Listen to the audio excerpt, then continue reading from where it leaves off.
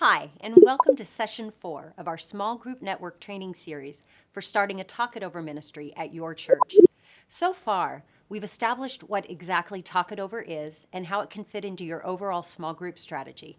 We've explored ways to recruit and train your writing team, and we've talked about the process of actually creating the Talk It Over discussion guide. During this session, we're going to walk you through our big picture weekly process for Talk It Over here at Saddleback Church so you can see how it all comes together. And as I explain our process, I'm also going to be offering things for you to consider as you work to establish a weekly rhythm for Talk It Over that works for your church and your small groups. Now at Saddleback, our first service of the weekend is at 4 p.m. on Saturday. Our Talk It Over writing teams generally attend or listen to that service and meet shortly after it concludes, so they have the greatest amount of time possible to create the Talk It Over discussion guide. Some teams meet in person, others meet on Zoom, and they typically plan to be together for 2 to 3 hours. So for your church, when will your team gather to write? Will your Talk It Over writing team meet immediately after the first service you offer, or will they meet at a different time? Now, if your pastor creates a manuscript or even a detailed outline of their sermon in advance of the weekend, your Talk It Over teams can certainly begin writing as soon as it's available. Next, where will your team gather to write? The writing process is by nature collaborative, so the outcome is greatly enhanced by having your writing team together as they write up the questions. Is there a space at your church where they can gather after the service? Will they need to meet at someone's home, at a local Starbucks, or on Zoom? Now, once our team is assembled, the team leader fills in the basics from the message into the template. Things like the title, key passages of scripture, fill-ins, and any supporting verses referenced in the message. Then team members divide up the points in the sermon and work independently to create the questions for their assigned point or points. Finally, they come back together to ensure that the questions all work together without overlap and that they indeed guide small group members to deeper understanding and application of what's been taught. Once our writing teams finish their work on Saturday night, the finished document is sent to the key team leaders who manage our various platforms to be uploaded and made available for our small groups. Now, our Talk It Over discussion guides get hyperlinked to our sermon notes for our weekend messages.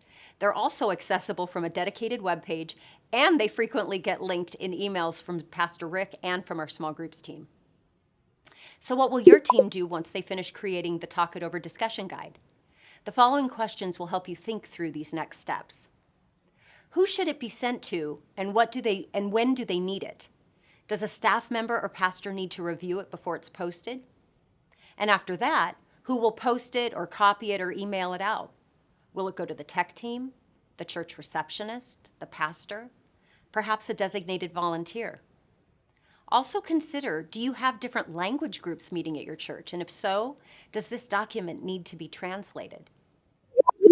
Next, how do you want to make this Talk It Over small group guide available to your small groups?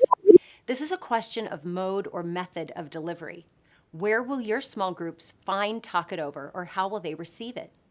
The best answer will be at the intersection of the technical capabilities of your church staff and volunteers, the technical tools available to them, and the ways and places that your small groups like to access content.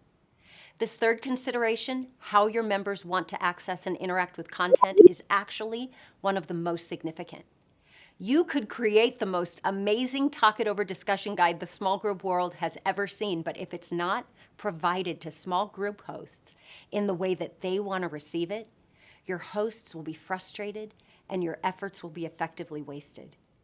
Depending on your members, they might prefer a printed document handed out at service with the bulletin, or perhaps a PDF mailed to small group hosts. Maybe they'd use a link on a website, or they'd respond to a post on an app that notifies subscribers when it's loaded. It might even be that you need to employ several modalities. At Saddleback Church, we have small group hosts that range in age from young 20s to mature 80s. So we have our Talk It Over discussion guides available in multiple places to make them as easy to locate and use as possible.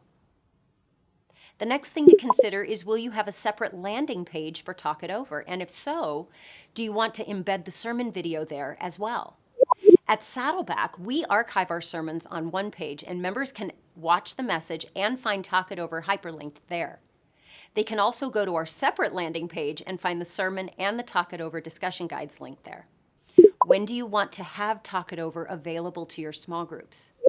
We typically aim to have our Talk It Over discussion guide available for our small groups starting at about 3 p.m. on Sunday afternoons, so that any groups meeting that evening are able to access the sermon video and discussion guide. Consider when your small groups tend to meet and what's reasonable for your team. It may be that your small groups meet every night of the week the way ours do, and the earliest your team can reasonably have your Talk It Over discussion guides available is Monday nights. In that case, small groups meeting on the weekend would be discussing a message from the previous week. It's not a problem, just things to consider. Now, once Talk It Over has been made available for your small groups, the final big picture consideration is how to encourage and facilitate the giving of feedback from the groups that are using it. It's important to understand how your church's small groups are interacting with the tool you've created. Do they find it helpful? What kinds of questions are creating the most transformational discussions? Are there parts of the discussion guide that feel redundant or unnecessary? This kind of feedback could be gathered by community leaders or even through a simple survey sent to small group hosts periodically. At Saddleback, our CLs maintain regular communication with our small group hosts so that they're able to glean valuable insights from them about how they're using Talk It Over in their small groups, what's working well and what isn't. This feedback is shared with all of our Talk It Over writing teams so it can be incorporated into their finished product going forward. Well, friends, we've made it. As you can well imagine, the Talk It Over ministry looks a little different in every church where it's launched. It's our hope that as you think through the answers to these questions, you'll begin to see more clearly how it will work for you at your church and for your small groups. In our final session, we'll be going over some frequently asked questions and pointing you to a number of downloadables and resources to help you as you get started.